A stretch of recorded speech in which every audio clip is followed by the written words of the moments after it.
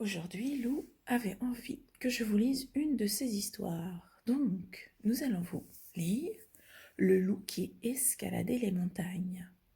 Une histoire d'Oriane Lallemand et des illustrations d'Éléonore Tuillier. Il était une fois un loup qui adorait la montagne. La balade, l'escalade, la glissade. Il s'appelait Loup. Un jour, demoiselle Yeti frappa à sa porte. Papa Yeti ne répond plus à mes lettres, renifla-t-elle. Avec ce plâtre, je ne peux pas voyager, mais toi, irais-tu chercher mon papa en Himalaya? Mission acceptée, répondit Loup. Mais maintenant, comment le reconnaîtrais-je? Il n'y en a qu'un comme mon papa. Là où il va, bonjour les dégâts. Par un beau matin de soleil, Loup commença l'ascension de l'Everest, la plus haute montagne de l'Himalaya. Peu à peu, les fleurs et les arbres disparurent, et la neige apparut. Enfin, Loup aperçut des traces énormes qui grimpaient jusqu'au glacier. C'est le Yéti, il est passé par ici, se réjouit-il. Une fois au sommet, les traces avaient disparu et quel froid! Je vais me transformer en bloc de glace, grelotta Loup. Heureusement pour lui, des loups passaient par là. Loup se retrouva avec bonheur dans une grotte chaude et confortable.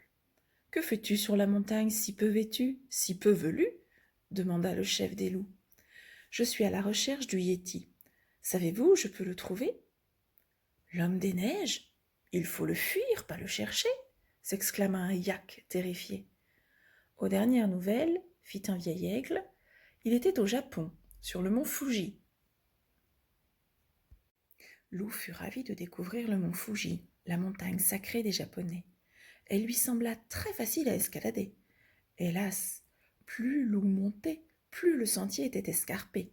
Il arriva au sommet des heures plus tard, épuisé et affamé. « Yéti, y es-tu? Yéti, que fais-tu » appela Loup plein d'espoir. Le tout poilu est reparti, explosa un artiste qui peignait. « Je m'envole pour l'Australie, il a dit. Oh, bon débarras, il a tout chamboulé ici. » Quelle est la montagne la plus connue d'Australie? Réfléchit Loup. C'est Uluru. Il s'y rendit et resta émerveillé devant ce gros rocher rouge posé au milieu du désert. On ne passe pas, étranger, l'avertit un wallaby. Un esprit barbu est descendu du ciel sur Uluru. Nous allons danser pour lui. C'est le Yéti, expliqua Loup. Laissez-moi grimper, je dois absolument lui parler. Déranger l'esprit, tu es fou, il t'écraserait comme une fourmi. À la mi-journée, la pluie se mit à tomber et des cascades ruisselèrent sur Uluru. C'est du jamais vu. L'esprit a fait venir la pluie, applaudit le wallaby. Viens faire du toboggan avec nous. Quand il se fut bien amusé, Loup leva la tête et appela Yéti, y es-tu? Yéti, que fais-tu? Je file vers les neiges du Kilimandjaro, lui répondit l'écho. En Tanzanie, Loup resta bouche bée devant le Kilimandjaro tout couronné de blanc. Jumbo, étranger, l'accueillit un babouin. Si tu veux, je t'emmène tout en haut de notre montagne, c'est le toit de l'Afrique. Loup et le babouin traversèrent la savane, une forêt tropicale, une mer de nuages, puis ils débouchèrent dans un paysage lunaire. Nous y sommes presque, l'encouragea le guide. C'est alors que le sol trembla. C'est le volcan sous la montagne, gémit le babouin affolé. Il se réveille. Comment est-ce possible? Il est éteint depuis des millions d'années. Oh, j'ai ma petite idée, soupira Loup. Apercevant une épaisse silhouette qui s'éloignait sur le glacier, Loup cria « Yéti, y es-tu? J'y suis, mais tu ne m'attraperas pas » gronda le Yéti. « Rendez-vous au Machu Picchu » Au Pérou, Loup se rendit directement au Machu Picchu, l'ancienne cité des Incas. Il admirait les vestiges quand un lama lui chuchota. « Hé, toi, va te cacher. Un monstre velu traîne dans les parages. On raconte qu'il a emporté 2 visiteurs pour son 4 heures. » « Et sais-tu où ce monstre est allé par hasard » demanda Loup. « Sur cette montagne, mais ne compte pas sur moi pour t'accompagner. » Pestant, Loup grimpa le millier de marches qui menaient au sommet. Il commençait à en avoir assez. Monstre ou pas, il allait attraper le Yéti, il l'avait promis à Titi. « Yéti, y es-tu? Yéti, m'entends-tu » cria Lou en arrivant en haut. Pour toute réponse, il trouva une flèche et ces mots gravés sur le sol. « Denali, Alaska. » « Ce Yéti se moque de moi, grommela Lou, mais je ne renoncerai pas. » En Alaska, Lou s'équipa de raquettes pour gravir le Denali, la plus redoutable montagne des États-Unis. « Cette fois je te tiens, Yéti, pensa-t-il en découvrant les empreintes qui s'éloignaient dans la forêt. Lou longtemps grimpa. Un vent violent se leva. La neige se mit à tomber, épaisse, glaçante. Lou ne savait plus où il était. Soudain, une énorme silhouette se pencha vers lui. « Yéti, y es-tu » murmura Lou tout tremblant. Ce n'était pas le Yéti, c'était un grizzly.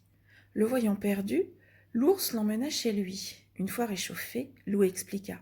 « J'étais sur la piste du Yéti. Pourrais-tu me conduire jusqu'à lui, s'il te plaît ?»« Gros pied ? J'ai joué aux échecs avec lui hier soir, mais je l'ai laissé gagner. Mieux vaut ne pas le contrarier. Il est parti pour la France. Il veut escalader le Mont Blanc. » C'est ainsi que Lou se retrouva dans les Alpes, au pied du Mont Blanc. Il faisait si beau qu'il ne résista pas à l'envie de skier. Sûr de lui, Lou s'élança sur une piste. Il perdit un ski, puis deux, roula, boula et atterrit le museau dans la neige. « Te voici bien attrapé » résonna une grosse voix. Deux énormes pieds apparurent, une large main attrapa Lou par la queue et le souleva. Terrifié, Lou leva la tête. « Si tu as un souci, appelle Yéti » rigola un drôle de petit bonhomme en le remettant à l'endroit. « C'est vous le Yéti » fit Lou, sidéré. « L'abominable homme des neiges ? Papa Yéti ? Oh, comme je suis heureux de vous rencontrer !» Amusé, le Yéti écouta Lou lui raconter ses aventures depuis l'Himalaya. « Ainsi c'est toi qui me suivais, mais dis-moi, n'as-tu jamais eu peur de moi ? » Je savais que le papa de Titi ne pouvait être que gentil, sourit Lou. Le Yéti chargea Lou sur son dos et en 2 bons 3 mouvements, ils furent en haut du Mont Blanc. Pour redescendre, Lou fit de la yétiluge. Ils glissèrent si bien si vite qu'ils terminèrent leur course devant la maison de demoiselle Yéti. « Mon papa Yéti » hurla-t-elle folle de joie. « Mais où étais-tu » ? « J'escaladais les plus belles montagnes du monde, ma chérie, » répondit le Yéti. « Et c'était comment ?»« Ouf, fatigant » souffla Lou en s'effondrant sur le canapé.